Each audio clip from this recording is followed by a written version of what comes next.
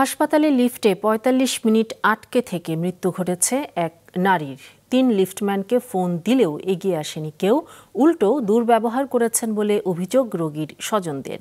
Fire service যখন এসে আটকে পড়াদের উদ্ধার করে ততক্ষণে প্রাণ গেছে হৃদরোগে আক্রান্ত ওই নারীর। গাজীপুর থেকে ফারদিন ফেরদৌসের পাঠানো তথ্য ও ছবিতে দেখুন ডেস্ক রিপোর্ট। ভোর ৬টা নাগাদ গাজীপুরের শহীদ তাজউদ্দিন আহমদ মেডিকেলে ভর্তি হওয়া মমতাজ বেগমকে নিয়ে ১১ তলা থেকে ৪ তলায় নামার পথে হঠাৎই আটকে যায় লিফট। একে একে কেটে যায় দীর্ঘ ৪৫ মিনিট।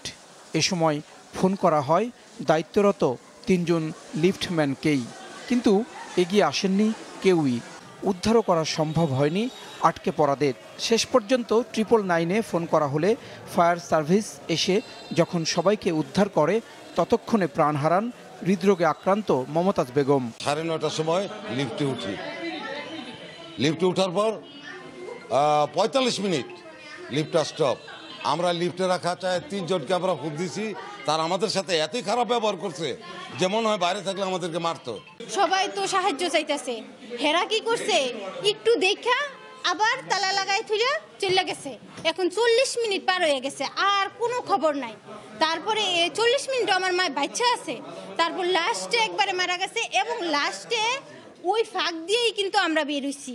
গাজীপুরের কাপাসিয়া উপজেলার রানীগঞ্জের ৫৩ বছর বয়সী মমতাজ বেগমের এই মৃত্যুর জন্য স্বজনদের পক্ষ থেকে দায়ী করা হচ্ছে হাসপাতালের কর্মচারীদের। তবে পুরো বিষয়টিকে যান্ত্রিক ত্রুটি হিসেবেই দাবি করছে হাসপাতাল কর্তৃপক্ষ। লিফটটি ত্রুটিজনিত কারণে লিফটটি বন্ধ হয়ে যায়, সম্ভবত ৯ম তলায় বন্ধ হয়। তো আমার কাছে লিফটম্যান যারা আছে তারাও এসেছিল, ফায়ার সার্ভিসের লোক আসছে, ওনারা যথাযথ চেষ্টা করে রুগীটিকে ভিতর থেকে বের করে এবং ভিতরে যারা ছিলেন ওনাদেরকে বের করে। যারা ভিতরে ছিলেন রুগীর সাথে সবাই সুস্থ আছেন, কিন্তু যেহেতু হার্টের রুগী হয়তোবা আরেকটু তাড়াতাড়ি নিতে পারলে রুগীটা বাঁচতেও পারত। এই ঘটনায় স্বাস্থ্য মন্ত্রণালয়ের পক্ষ থেকে ৬ সদস্যের তদন্ত কমিটি গঠন করা হয়েছে।